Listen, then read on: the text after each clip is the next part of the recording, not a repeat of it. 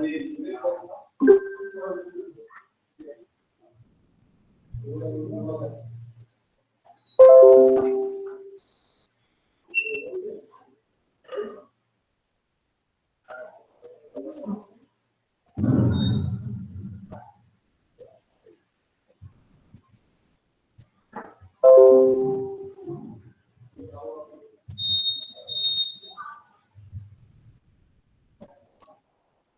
kita akan melihat kasus yang pertama. Soal kasus yang pertama, langsung saja. P mengakuisisi S 80% tanggal 1 Januari.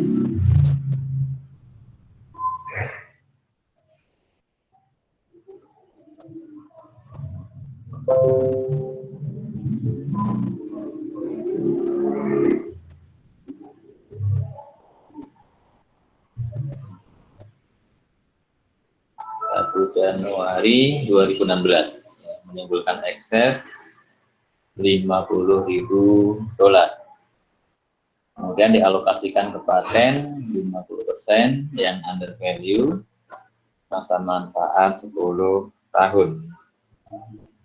Kemudian sisanya ke inventory yang juga under value, terjual di tahun 2016.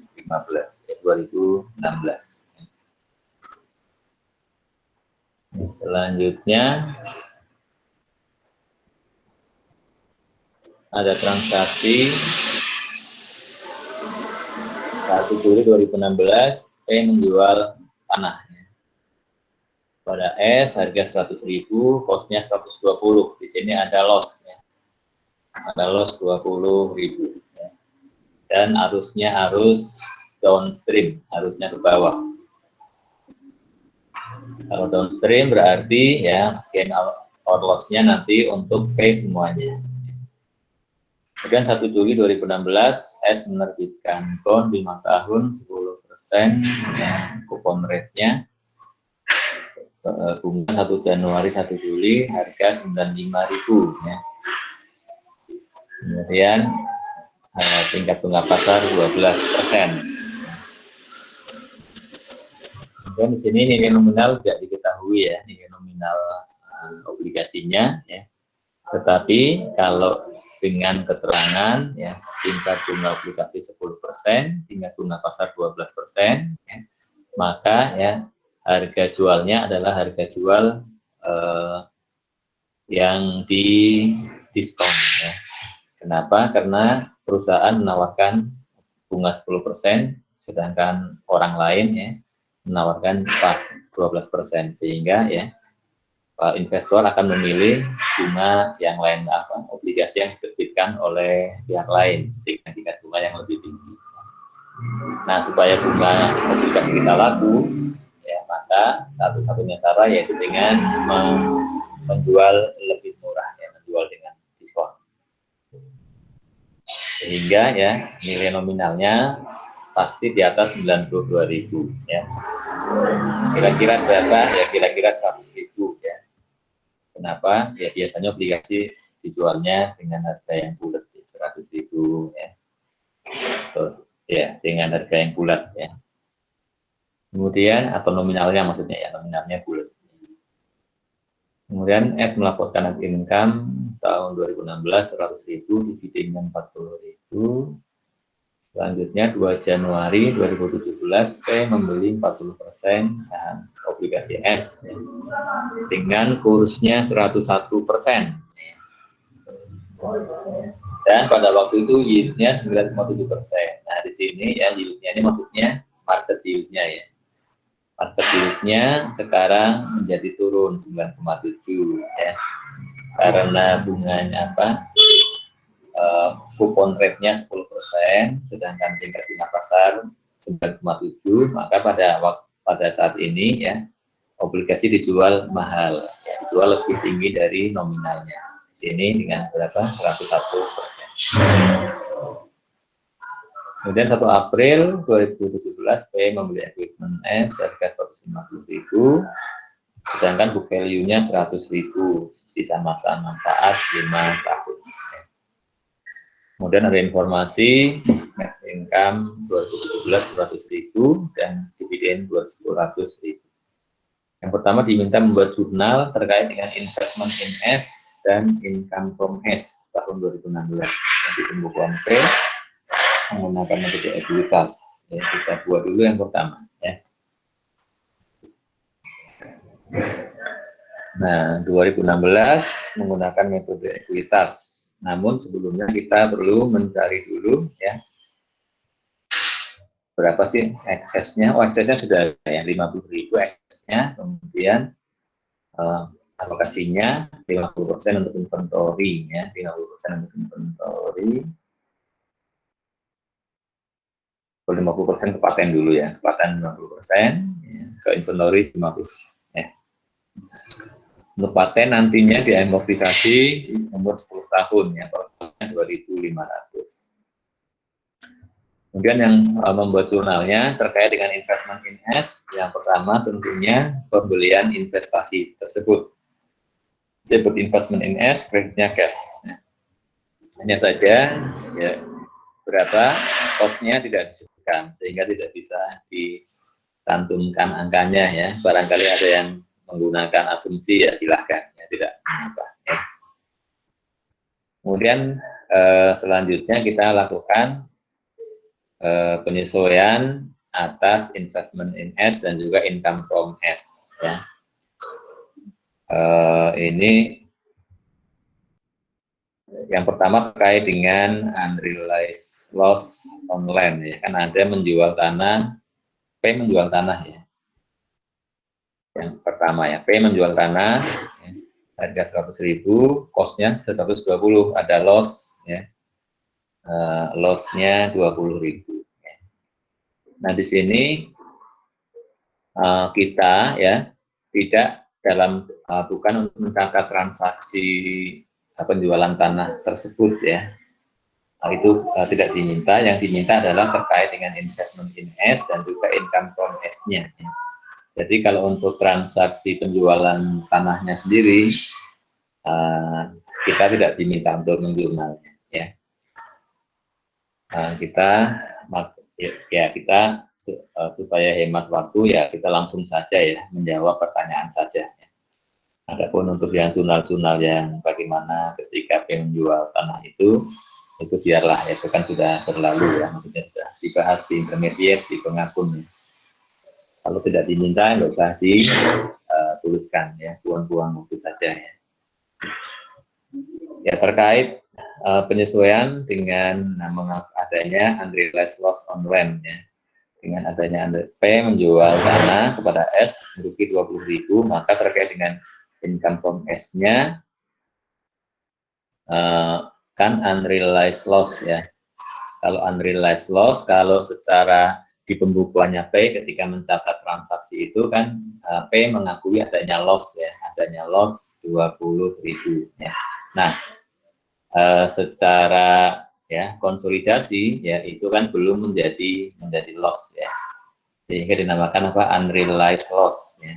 Maka ya penyesuaiannya ya penyesuaian ya di pembukuan P-nya atas unrealized loss tersebut income from S-nya dikredit ya ditambah ya untuk menetralisir ya loss yang sudah diakui oleh P ya ketika mencatat pembelian tersebut ya. Hingga income from S-nya di kredit 20.000, debitnya investment in S ya. Ini adalah untuk penyesuaian atas unrealized loss online. Kemudian kita selanjutnya terkait dengan ini ya amortisasi ini ya yang ya yang pertama yang land ini juga, yang kedua selanjutnya terkait dengan ini dengan amortisasi ekses ya. Yang ke inventory semuanya terjual di 2016 ya, sehingga diamortisasikan di tahun 2016. Bagaimana penyesuaian di pembukuan P ya. Di pembukuan P ya inventory-nya kan sudah terjual ya, berarti dia menjadi COGS bertambah, artinya income from S-nya berkurang. Ya. Sehingga debit income from S sebesar, ya, kalau untuk amortisasi ekses, maka bagiannya P sebesar kepemilikannya saja, ya, tidak semuanya. Ya. Sebesar 80% dari 25.000. Ya. 20.000 debit income from S, credit investment in S, ini adalah untuk amortisasi ekses atas inventory. Kemudian yang kedua, kita amortisasi ekses yang dialokasikan ke paten. Ini juga ya mengurangi income from S-nya debit, investment in S-nya kredit sebesar 80% dari amortisasi per tahunnya 2.500 ya. Selanjutnya untuk mengakui bagian laba, ya, bagian laba dari S, debit investment in S, credit income from S sebesar 80% dari laba tahun 2016. Ya. Kemudian mencatat ketika menerima dividen, maka debit cash ya, 40.000 kali 80%, credit investment in S. Ya. Demikian ya jurnal terkait dengan income from S dan juga investment in S di tahun 2016 yang dicatat oleh siapa? Di pembukuannya P. Jangan dikacaukan dengan nanti ada jurnal eliminasi, ada ketika membuat konsolidasi, yaitu nanti lain lagi. Ini yang dibuat ini adalah yang di pembukuannya P. Ya. Terkait dengan investment in S dan juga income from S. Kemudian permintaan berikutnya adalah untuk tahun selanjutnya, tahun berikutnya, ya. Dan di tahun berikutnya ya ada transaksi yang B belum dicatat, yang perlu dicatat adalah yang informasi C ya. S yang membeli yang mana? Obligasi ya. Yang D ya, di yang D P membeli 40% obligasi S, kursnya 101 ya. Dan di sini kita akan memastikan dulu ya untuk nilai nominalnya berapa. Tadi dugaan kita 100.000 ya nominalnya ya.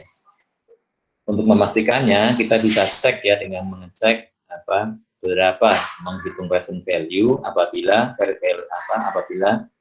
future value-nya atau tanggal nilai jatuh temponya 100.000 atau nilai nominalnya 100.000 ya. Kita perkirakan nilai nominal 100.000 sehingga ya bunga yang dibayarkan tiap periodenya berarti 100.000 kali tingkat bunga obligasinya 10% setahun atau setengah tahunnya 5%. Jadi bunga yang dibayarkan tiap periode 5.000. Kemudian kalau di Excel ada rumus ya, ada rumus menghitung present value ya. Rumusnya bagaimana? Rumusnya begini ya. Sama dengan present value, kemudian market rate ya, titik koma, periode 10 ya, kemudian titik koma berapa bunga yang dibayarkan tiap periode, titik koma nilai future value-nya berapa, nilai nominalnya berapa, kemudian titik koma 0 ya. Seperti ini ya, atau langsung ditulis angkanya ya, bisa juga. Ini kalau di Excel ya, ini untuk menghitung present value-nya. Dan ternyata angkanya sudah cocok ya dengan harga jualnya 92.640, berarti memang ya, nilai nominalnya adalah 100.000. Yang dibeli oleh yang membeli siapa sih? P atau S? P ya. P membeli 40% obligasi S. Nah berarti ya ini seperti arus ke atas ya, upstream. Berarti nanti kalaupun ada gain loss nanti bagiannya P dikalikan persentase kepemilikannya 80% karena harusnya harus upstream.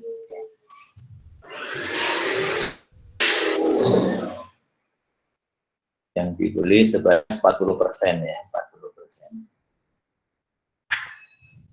Nah, selanjutnya kita memerlukan ini ya, menghitung berapa interest expense, berapa interest revenue-nya ya.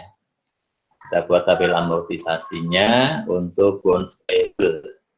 Bonds payable yang diterbitkan 1 Juli 2016 dengan harga jual 92.640. Ya.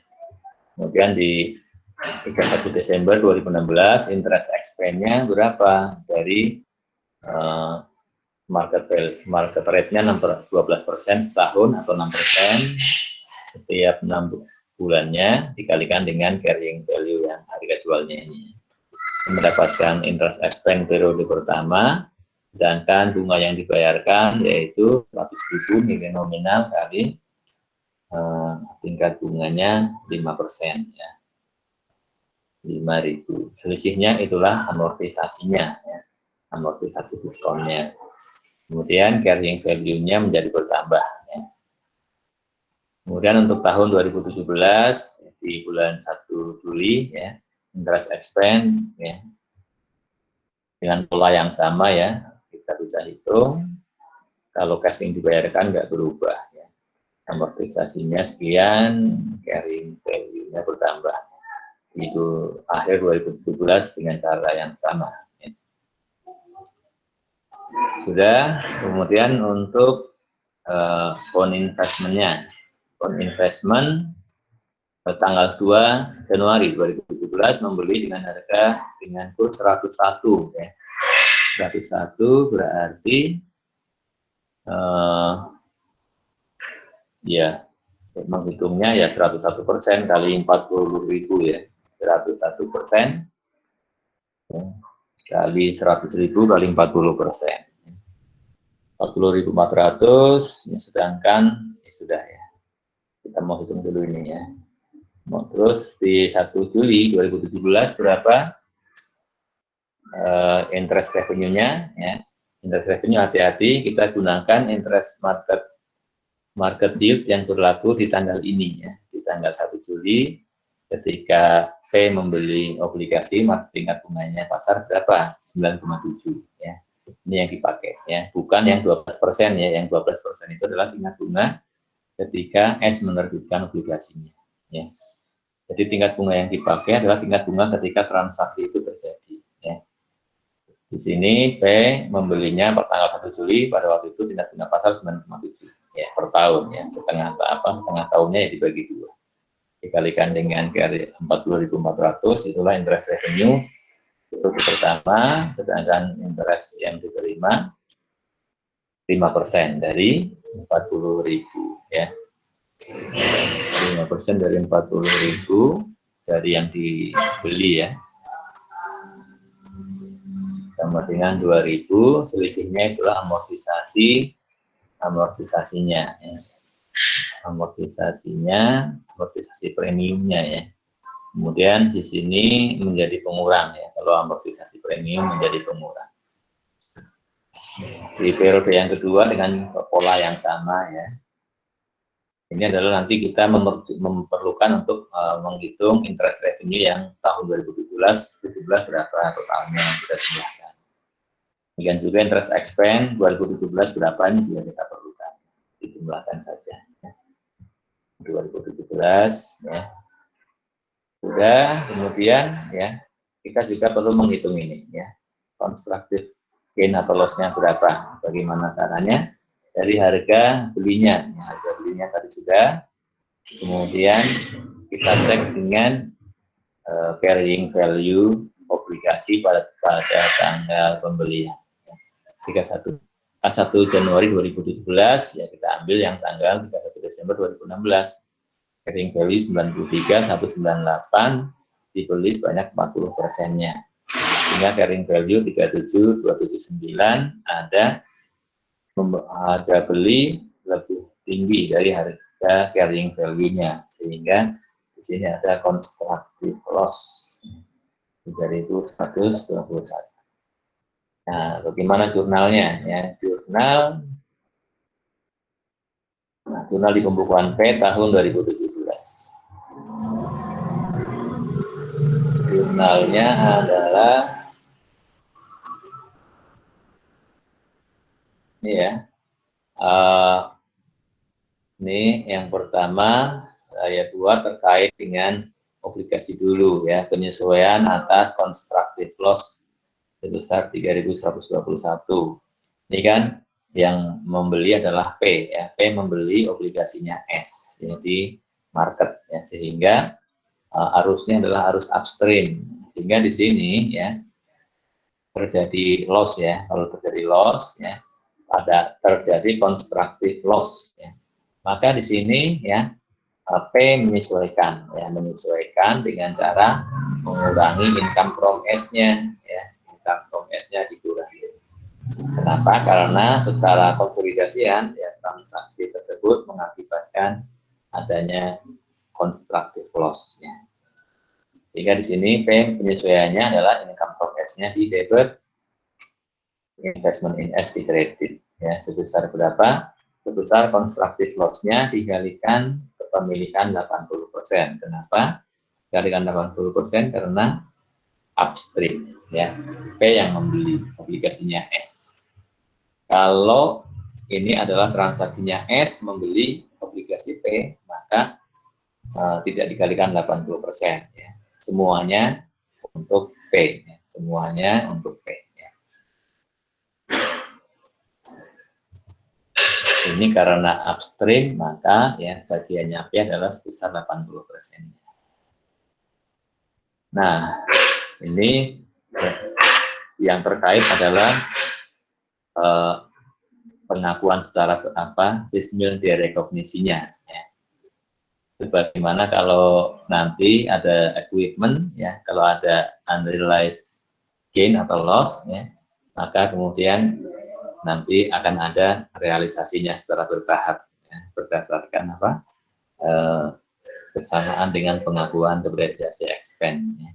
Kalau atas obligasi ini juga mirip-mirip ya. Ya, kalau di sini mengakui adanya constructive loss, maka nanti akan ada di recognition of constructive loss-nya.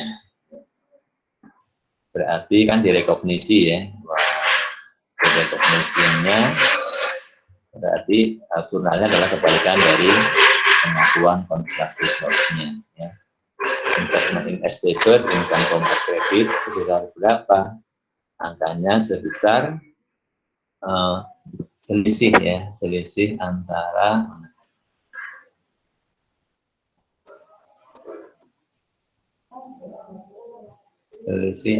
interest expense dengan interest revenue-nya.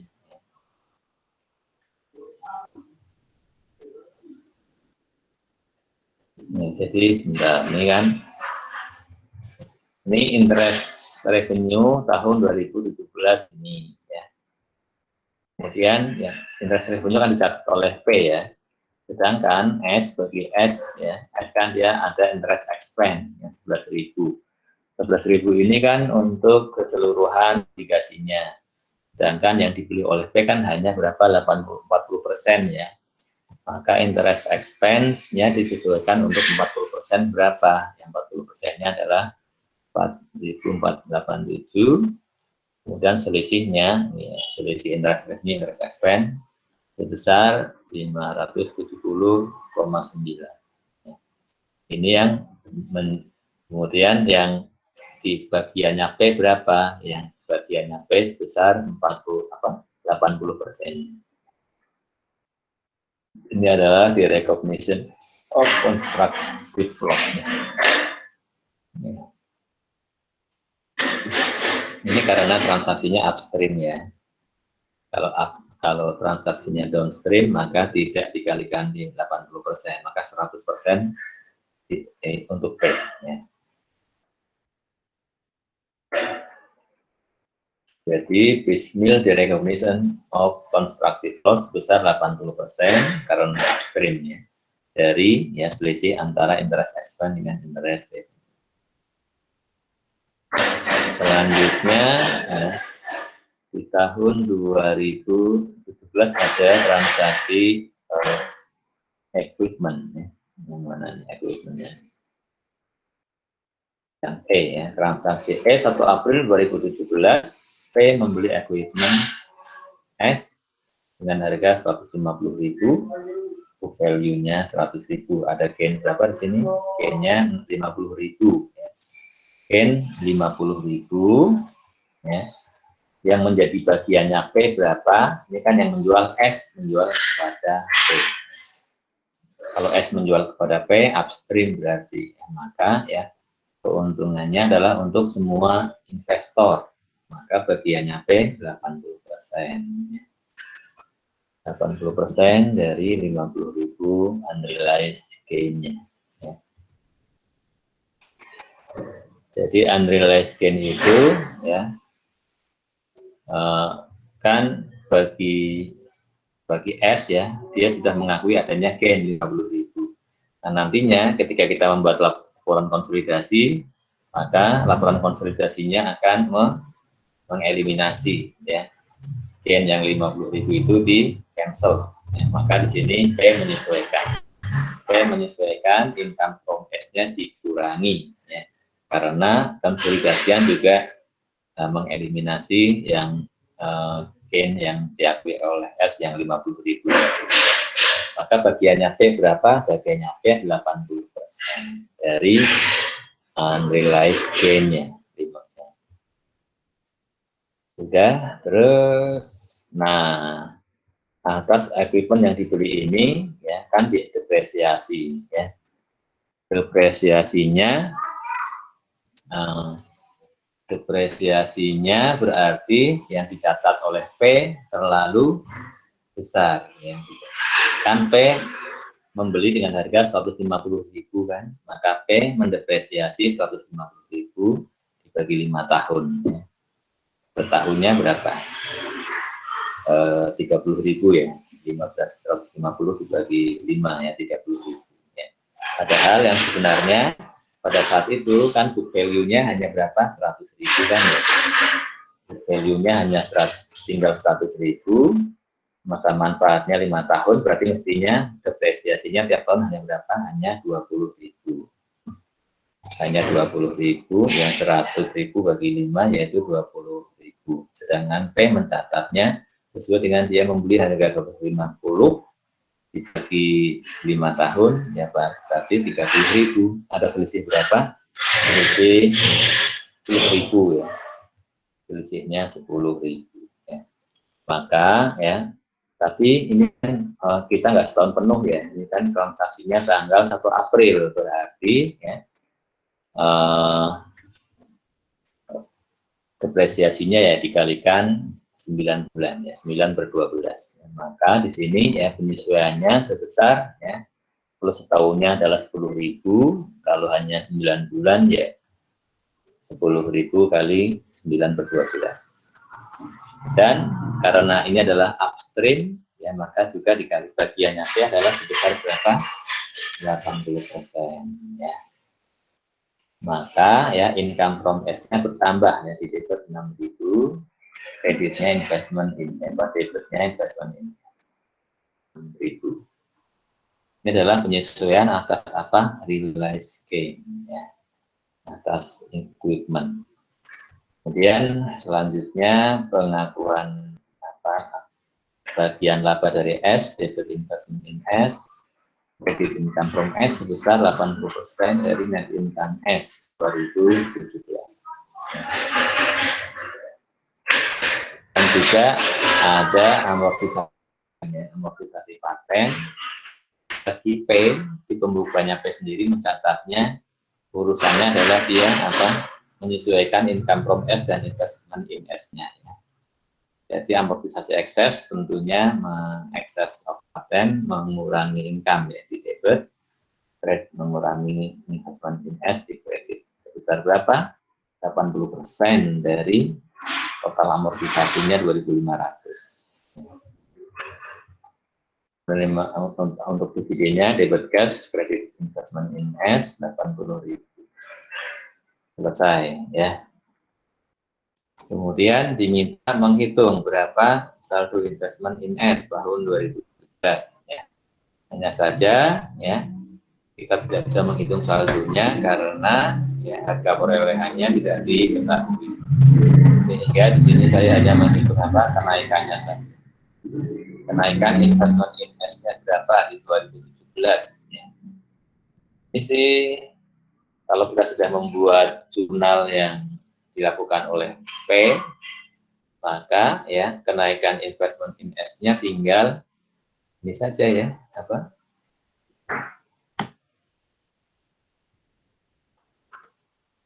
Ya. Berarti mulai dari sini ya. Ya. Ini sebenarnya ya, tetapi di sini nggak ada ya. Angkanya tidak ada yang harga perolehannya ya. Berarti apa yang ini ya, unrealized loss online dikurangi apa amortisasi inventory dikurangi amortisasi paten ya. Tambah bagian laba dikurang bagian dividen ya, itulah tambahan kenaikan saldo investment in-nya ya.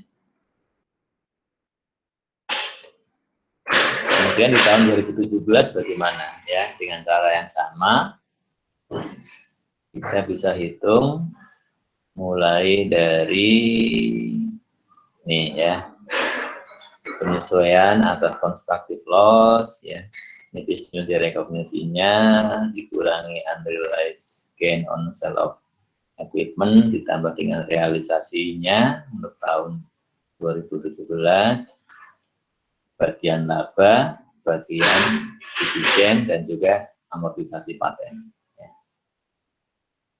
Sudah, ya, nilainya sekian. Ya. Sehingga total kenaikan saldo investment S 85.960. Baik, kita lanjutkan sekalian dengan permintaan yang keempat adalah, nah ini ya, jurnal eliminasi ya. Bedakan ya antara jurnal eliminasi dengan jurnal yang dilakukan oleh P sendiri. Kalau jurnal eliminasi ini adalah dalam rangka membuat laporan konsolidasi yang biasanya kita buat dalam satu kertas kerja, worksheet konsolidasi.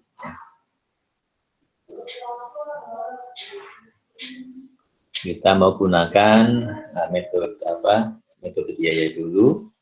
Yang pertama yang akan dieliminasi adalah bond payable dan bond investment. Bond payable ya, sebesar berapa? Ya sebesar saldonya pada tanggal itu ya, nilainya per 31 Desember 2017 nilainya berapa? Ya kita sudah buat ya tabelnya. Nilainya adalah 94.480. Ini kan nilai keseluruhan obligasinya 100%-nya kan. Sedangkan yang dilunasi oleh P adalah 40%-nya, maka kita kalikan dengan 40%. Kemudian bond investment ini adalah yang tercatat oleh P 40.317 per akhir tahun per 31 Desember 2017. Nah selisihnya kalau debit berarti loss on retirement of bond ya. Jadi loss on retirement of bond ini munculnya hanya di konsolidasian, di laporan konsolidasi, sedangkan di pembukuan P tidak muncul istilah loss on ini ya, retirement of bond ya. Nah yang kedua yang terkait dengan obligasi adalah kita mengeliminasi interest revenue dan interest expense. Interest revenue berapa? Interest revenue yang dicatat oleh P di tahun 2017 ya, untuk 2 kali, untuk 2 periode. Interest expense-nya juga untuk 2 periode ya, untuk ya di 2017 ya. Ini adalah keseluruhannya untuk 100%, tentunya yang dieliminasi 40% saja ya. Sudah, selisihnya apa? Selisihnya kalau debit berarti ditanggung di akun loss on retirement of bond. Ada, sehingga ada muncul ada 2 ya loss-nya. Kalau kita jumlahkan berapa? Kalau dijumlahkan menjadi 3.121. Ini sama dengan total apanya? Sama dengan ini constructive loss-nya ya. Ya. Kalau di tahun pertama seperti itu ya. Selanjutnya ya, eliminasi berikutnya berikutnya adalah terkait dengan gain on sale of equipment yang tercatat di pembukuan S 50.000. Kalau kita membuat konsolidasi maka ini dieliminasi ya. Gain-nya di debit, kreditnya apa? Kreditnya equipment untuk mengurangi apa? Mengurangi nilai equipment. Kan equipment tercatat oleh P sebesar 150.000 kan ya. Padahal mestinya nilainya hanya berapa? 100.000. Makanya harus dikurangi berapa? Dikurangi 50.000 ya. Seperti itu ya. Nah, kemudian selanjutnya kita ya menyesuaikan apa? Depresiasi expense-nya ya. Kan yang mencatat depresiasi expense atas equipment itu sekarang adalah siapa? Adalah P. P mencatatnya sebesar yang harga perolehan menurut P yaitu 150.000 ya. Dibagi 5 tahun ya, dikalikan 9 bulan untuk tahun kalau tahun 2017 sudah penuh ya. Tahun penuh. Nah, padahal harusnya berapa? Harusnya ya 100.000 dibagi 5, 20.000 setahun ya. Maka depresiasi yang dicatat oleh di pembukuan P terlalu tinggi, maka kita kurangi ya. Depresiasi expense di kredit, akumulasi di debit sebesar berapa? Sebesar ya kenaikan harganya ya, kenaikan harganya 50.000 dibagi umurnya 5 tahun dan dibagi ternyata ini ya pembeliannya di tahun ini ya, di tanggal 1 Maret sehingga periodenya 9 bulan kalikan 9 per 12. Dan juga jangan lupa ya, ini yang membeli P atau S nih. Kok nggak pakai 80%? Kalau seperti ini berarti downstream ya, kalau nggak dipakai. Sebentar, ini downstream atau upstream? Perhatikan ya, 1 April P membeli equipment S. Kalau P membeli berarti ini adalah upstream ya. Kalau upstream berarti bagiannya P 80% ya. Ini kan. Oh, maaf ya. Ini kan kita lagi bikin apa nih? Eliminasi untuk konsolidasi ya. Kalau untuk konsolidasi ya ini untuk konsolidasi maka ini adalah untuk 100%-nya ya. Bukan, kalau untuk pembukuan P ini disesuaikan ya. Kalau upstream jadi dikalikan 80%. Tetapi kalau untuk membuat jurnal eliminasi ini adalah kita dalam rangka apa? Menggabungkan laporan keuangan P dengan S ya. Maka di sini gainnya 50.000 yang ada di pembukuan S kita eliminasi di debit ya. Kemudian ini depresiasi expense juga ini kita mencatat untuk keseluruhannya ya 100%-nya ya. Karena ini dalam rangka untuk membuat laporan konsolidasi ya. Sehingga sebesar berapa? Ya sebesar 50.000 bagi 5 ya, yaitu 10.000 dikalikan periodenya 9 bulan per 12. Eliminasi berikutnya dividen income. Dividen income 80.000 kita debit, kreditnya dividen S. Kemudian amortisasi paten ya, amortisasi ekses yang ke paten 2.500 ya, debit operating expense, kreditnya paten ya. Kemudian lem ya, lem kan dijual tadi ya tahun lalu ya, dijual rugi 20.000 ya.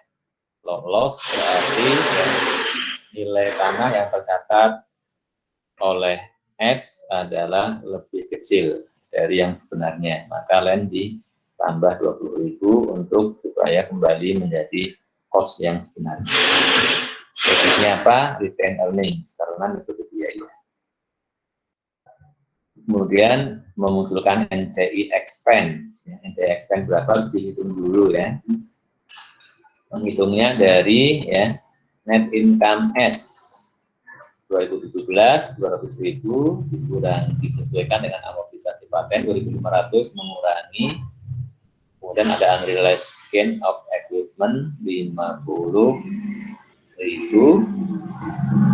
Kemudian unrealized gain-nya 50.000, yang terrealisasi 7.500. Kemudian loss on retirement of bond ya 3.121. Ya, sehingga net income setelah disesuaikan 151.879. Kemudian NCI expense berapa? Ya dikalikan dengan persentasenya NCI 20%. Ya.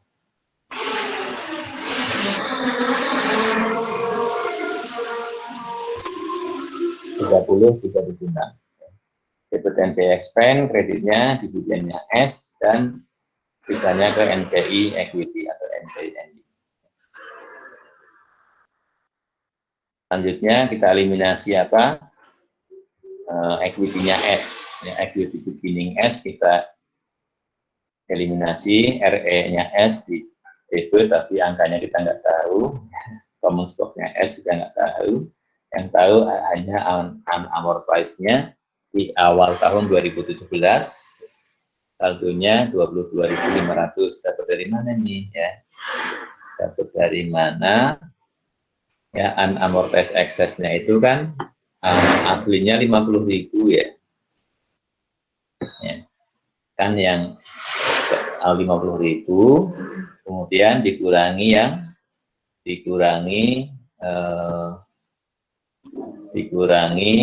amortisasi yang ke inventory 25.000 ya. Kemudian dikurangi amortisasi paten yang tahun pertama 2.500 sehingga sisanya 22.500. Kemudian amortisnya dialokasikan ke paten.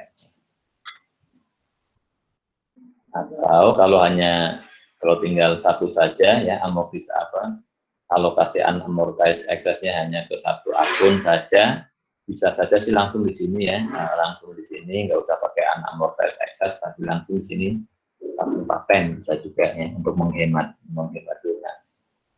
Dan satu lagi adalah apa? Penyesuaian atas kenaikan investment in S periode yang lalu sebesar berapa? Sebesar kenaikannya equity-nya S tahun lalu ya berapa? Equity-nya kan net income 2016 100.000, dividen yang dibayarkan 25.000 mengurangi, kemudian disesuaikan dengan apa? Amortisasi 25.000 ya di apa? 25.000 ini adalah apa? Amortisasi inventory ya, amortisasi ekses inventory 25.000, kemudian dikurangi 2.500 amortisasi paten tahun lalu, dikurangi 40.000 ini dividen S tahun lalu ya. Dan dikalikan 80% ya, dikalikan 80%. Nilainya 26.000, debit investment in S, kreditnya return earnings. Ini 2017 metode cost. Bagaimana kalau metode equity? Ya. Kalau metode equity, ya, alhamdulillahnya tidak banyak berbeda. Ya. Yang beda saya tunjukkan, yang beda saja ya. Yang bedanya adalah ya langsung saja. Ya. Kalau di metode cost dividend income, kalau di metode equity income from S. Ya. Income from S-nya berapa? Income from S-nya, nah ini ya. Ini kelebihannya metode cost ya. Kalau metode cost gampang saja, dividend income menghitungnya simple. Ya. Kalau income from S, ini menghitungnya perlu ada hitung-hitungannya. Nah, di sini saya menggunakan memanfaatkan jurnal yang sudah dibuat di pembukuan P. Ya. Ini kan sudah ada kan di pembukuan P. Kan sudah ada terkait dengan income from S ya. Berarti ya sudah ya, berarti minus sekian tambah 475 dikurang 40.000 tambah 6.000 tambah 160 kurang 2.000 sudah, itu adalah income from S nya ya. totalnya 121.960. Debit, kreditnya dividen S, jatah HP 80.000, selisihnya ke investment in S. Yang beda ya. Dan satu lagi yang beda adalah ya di equity tidak ada jurnal ini ya. Investment in, kenaikan investmentnya di sini tidak ada jurnalnya kalau metode equity. Demikian pembahasan kasus ya, soal kasus nomor 1. Apakah ada yang mau ditanyakan di sini? Silakan.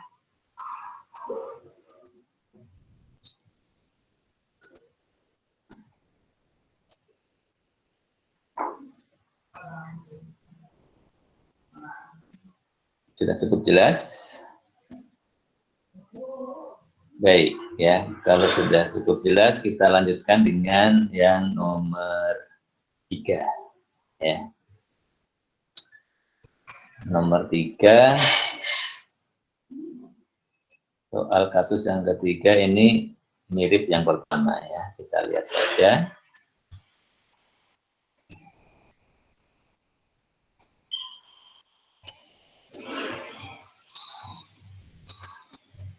Ya, 1 Januari 2015 saya mengakuisisi 75% saham S harga 120.000.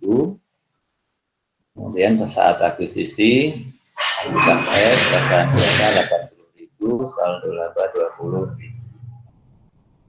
Kalau ada perbedaan 30% untuk inventory yang under value, sisanya paten 10 tahun. Karena income S dan dividennya ini 100.000, 30.000. Kemudian 1 Oktober P membeli equipment S, ini berarti upstream. Keuntungan 25.000 unrealized profitnya. Umurnya 5 tahun. Kemudian 1 Januari P menerbitkan obligasi 100.000, parnya 5 tahun 10%. Bunganya 1 Juli 1 Januari, dijual dengan tingkat bunga pada tingkat bunga pasar 9%. Berarti dia akan menjual mahal ya. Karena tingkat bunganya dia 10%.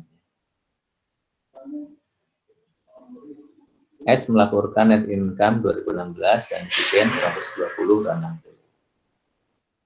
Kemudian lanjut 2017, 1 Juli S membeli 40% obligasi P.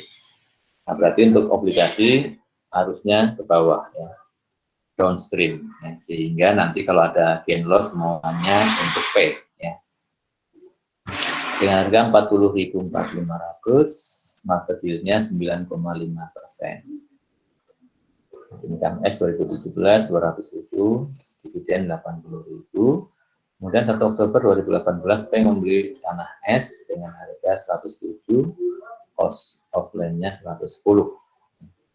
Masih digunakan sampai akhir tahun ini, berarti ada loss ya, ada loss 3.000 ya, unrealized loss 3.000. Income S dan dividennya sekian dan sekian ya. Permintaannya yang pertama jurnal terkait dengan investment in S dan pendapatan dari S tahun 2017 ya.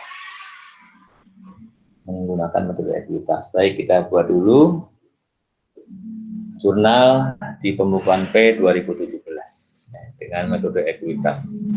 Sebelumnya kita hitung dulu ya, X-nya berapa ya, cost of investment-nya 120.000, mendapatkan 75%, hingga total nilai S adalah 120 dibagi 75%, 120.000. Kemudian pada waktu itu common stock punya S 80.000, saldo laba 20, ya, total 100.000, ada ekses 60.000. 30% untuk inventory sebesar 18.000, sisanya untuk paten. Paten umurnya 10 tahun, ya, maka tiap tahun amortisasi 4.200. Ya. Selanjutnya jurnalnya ya. Di tahun 2017 yang pertama ya, mengakui bagian laba ya.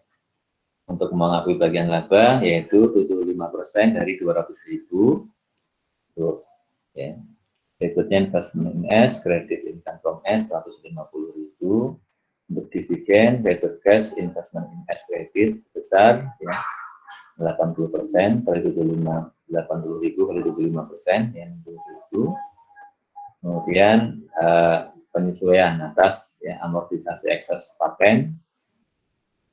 Amortisasinya berapa ya?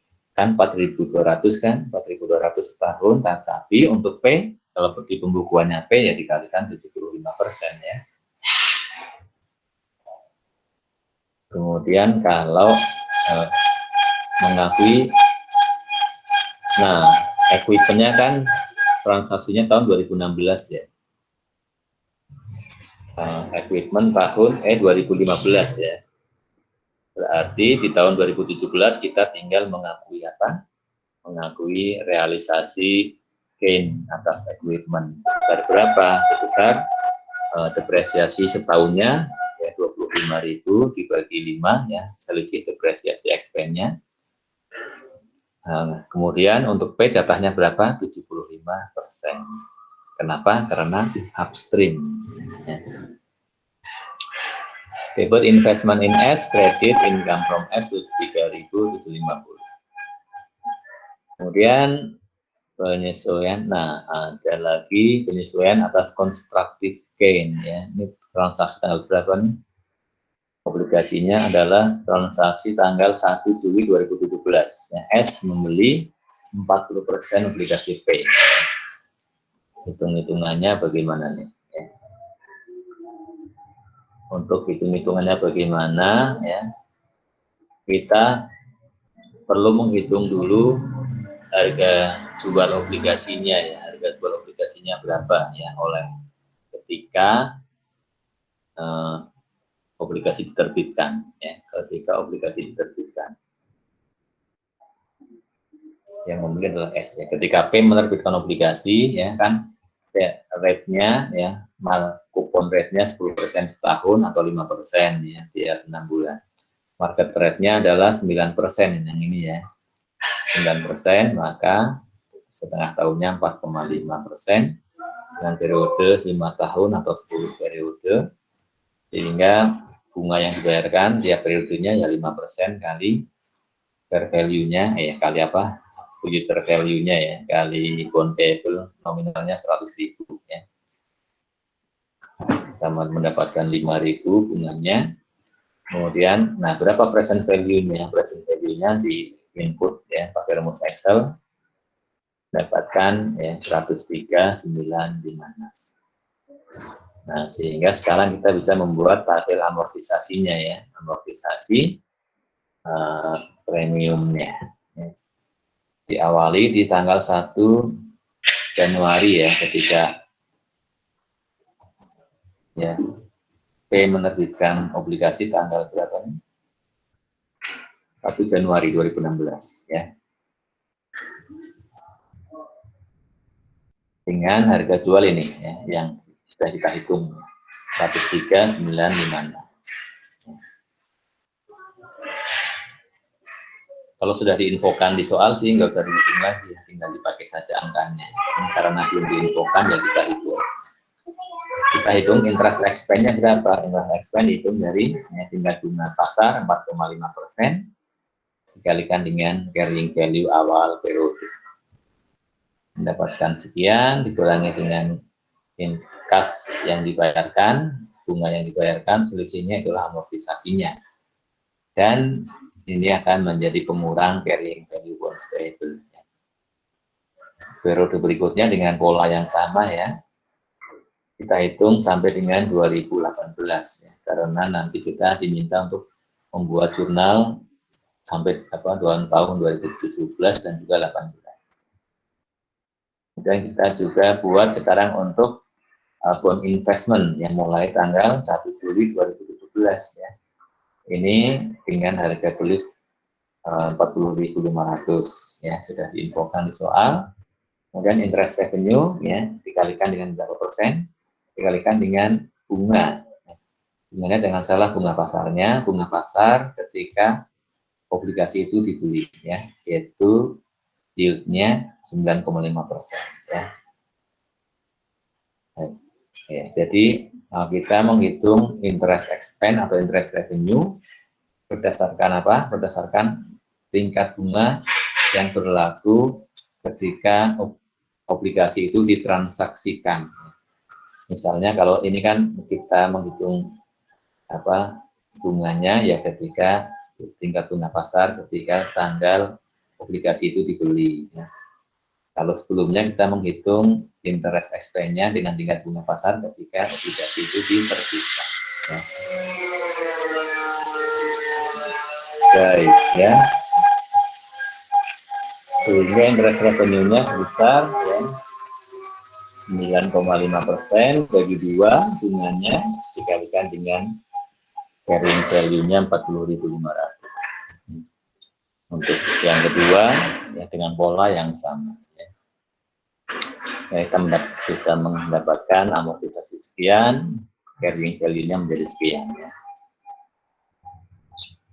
Nah, kita juga perlu menghitung ini ya, berapa constructive gain atau loss-nya dari harga belinya berapa dibandingkan dengan apa nilai carrying value obligasi pada tanggal tersebut ya. 1 Juli 2017 nilainya 102.946 ini 100%-nya yang dibeli 40% jadi kalikan 40%. Ya, carrying value 41 dibeli lebih murah berarti ada gain ya, ada constructive gain 679. Bagaimana P mencatatnya di pembukuannya P? Maka P menyesuaikan ya, kan konsolidasi mengakui ada constructive gain, maka di pembukuannya P ya menyesuaikan ya, menambah income from S-nya, berarti di kredit. Berikutnya apa? Investment income. Selanjutnya, yang pasangannya atau yang terkait adalah Bismil recognition-nya. Jurnalnya ya kebalikan dari jurnal pengakuan constructive gain-nya ya. Income credit, investment in asset sebesar ini apa? Selisihnya, selisih interest expense dengan interest revenue-nya ya. Dan selisih interest revenue-nya dengan interest expense-nya tentunya dikalikan 40% ya. Dan di sini tidak dikalikan 70 ini ya 100% untuk P ya. Tidak dikalikan dengan persentase kepemilikan P berapa 75%. Kenapa tidak dikalikan 75%? Karena ini adalah arusnya arus downstream ya.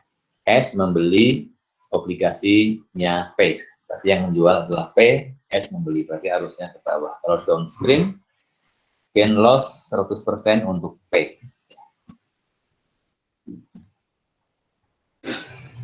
Sudah ya. Kemudian apa lagi?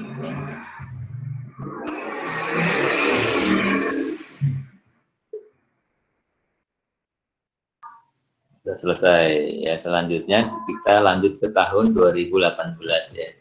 Bagaimana 2018 ya? Baik 2018 akan kita hitung ya. Akan kita buat jurnalnya 2018 ya. Yang pertama mengakui apa? Dan laba investment in SPP, income from SPP. 4,75% dari labanya S. Kemudian pengakuan dividen menerima dividen debit cash kredit investment in S. Kemudian amortisasi excess paten ya, hitung-hitungannya sama. Kemudian realized gain atas equipment ini angkanya juga sama. Kemudian penyesuaian constructive gain di tahun 2018 tidak ada ya. Pengakuan constructive gain ya di tahun terjadinya pembelian obligasi saja, di tahun selanjutnya tidak muncul lagi. Yang muncul terus adalah yang Bismil recognition. Untuk 2018 bagaimana? Untuk 2018 ya. 2018. Ya, kita menggunakan interest expense 2018 ya. Interest expense 2018 besar ini ya 4.600 tambah 40.500 ya, kita kalikan 40%, diselisihkan dengan interest revenue-nya ya, untuk 2018.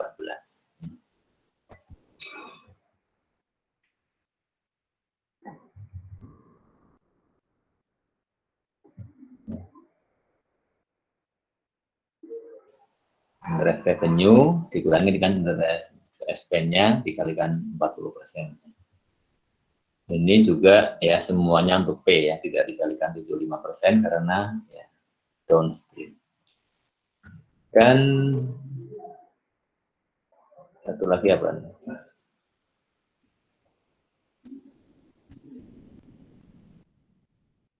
Investment in S.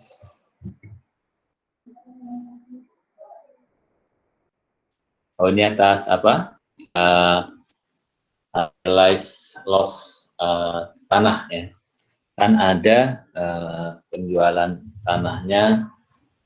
Kita lihat lagi.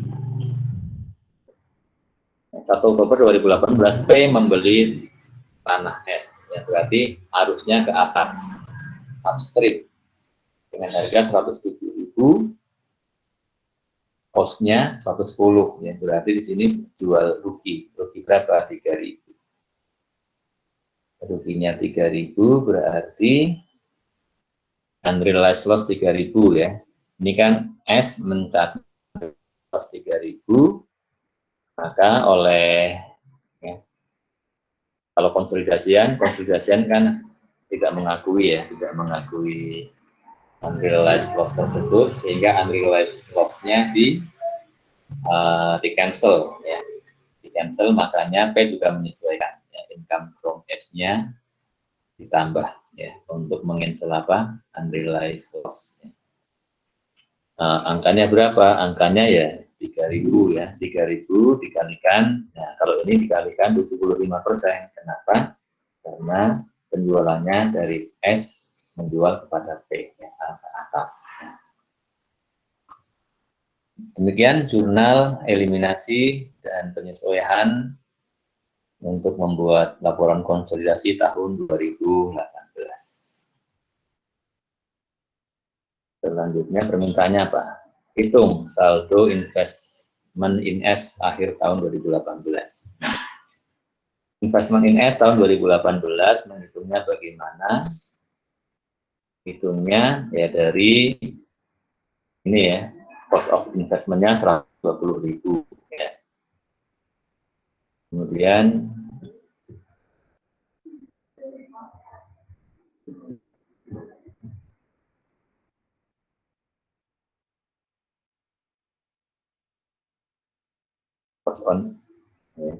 cost of investment-nya ya 120.000. Kemudian tambahannya ya kenai apa perubahan saldo investasinya di 2018, mulai dari 2015 berarti ya. 2015 perubahannya berupa apa? Berupa ini ya, bagian laba ya, bagian labanya di 2015 ya 100.000 kali 75%, 75.000. Kemudian bagian dividennya berapa ya? 30.000 kali 75%. Kemudian amortisasi inventory. Amortisasi inventorinya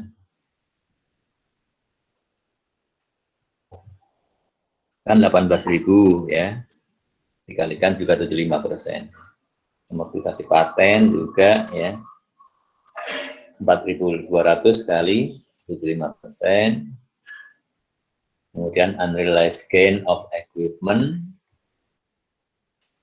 25.000. Ini tidak dikalikan 75% karena yang menjual adalah P ya, untuk equipment ya.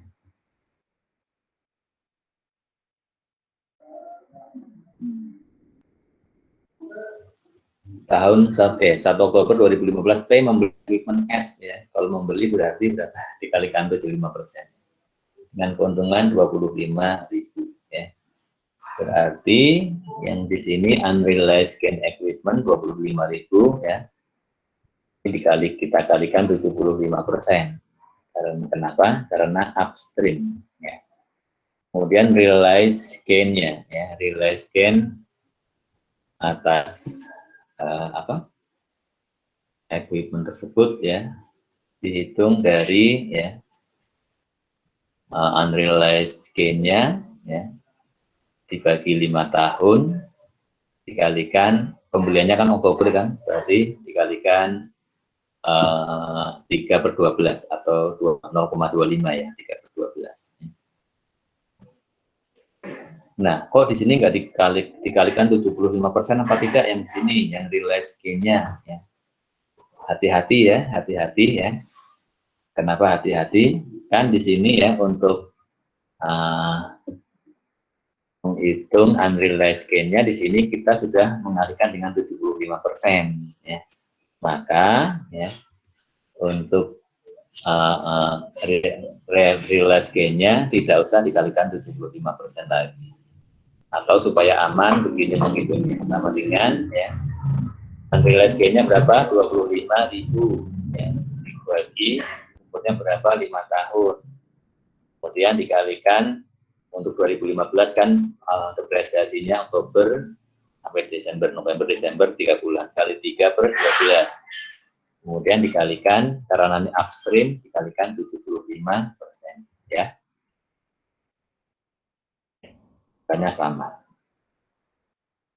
Sudah, kemudian selesai. Ini adalah untuk 2015 kita jumlahkan ya. Berapa nih? Ya. Untuk 2015 ya, investment bertambah 24.338. Kemudian untuk 2016 ya, penyesuaiannya adalah bagian laba.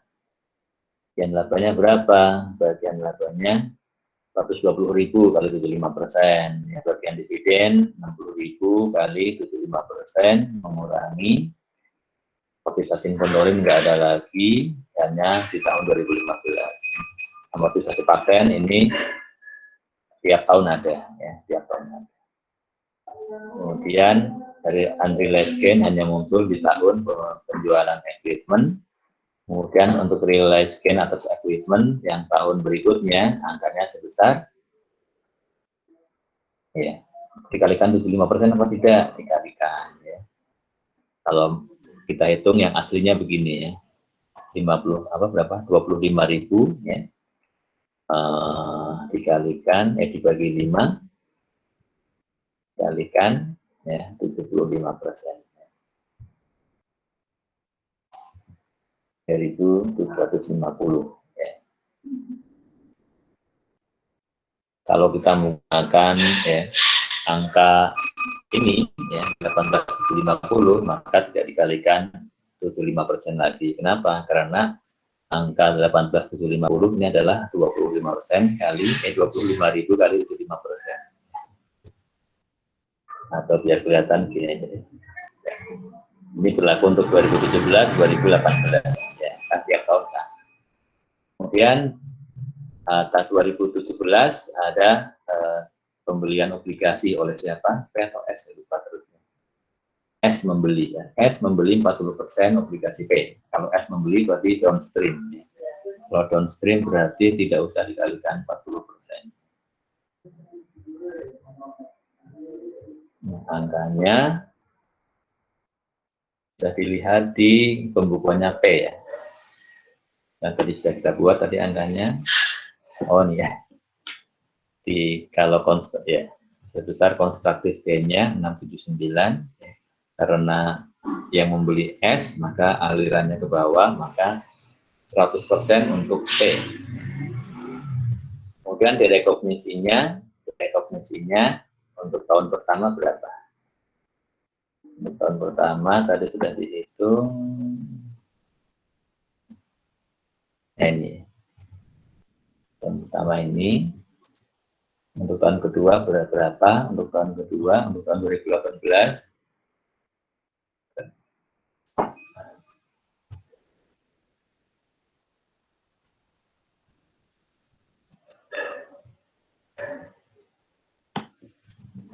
Nah ini ya. Sudah, kemudian terakhir di 2018 ada unrealized loss. Ya. Ada unrealized loss of land. Sudah ini berapa? Tadi sudah kita hitung ya.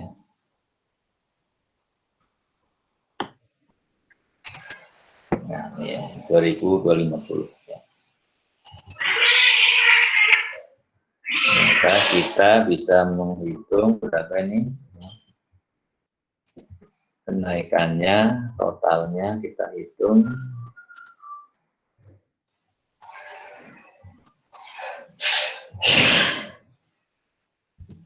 Ini total kenaikannya berarti ya investment in S-nya menjadi ini ya.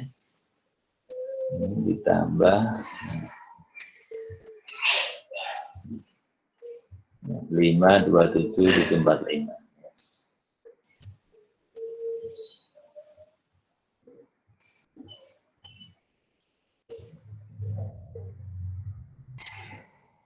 Ini investment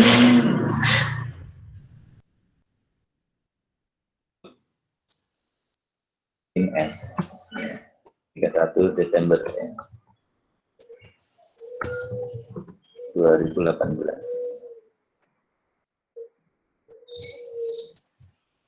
Ya, sebesar sekian. Baik, demikian ya pembahasan untuk soal kasus nomor 1 dan nomor 3 ya. Sampai di sini, apakah ada yang mau ditanyakan dulu?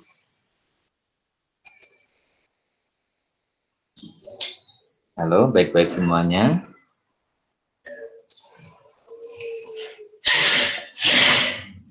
Baik, Pak. Belum ada, Pak. Baik ya.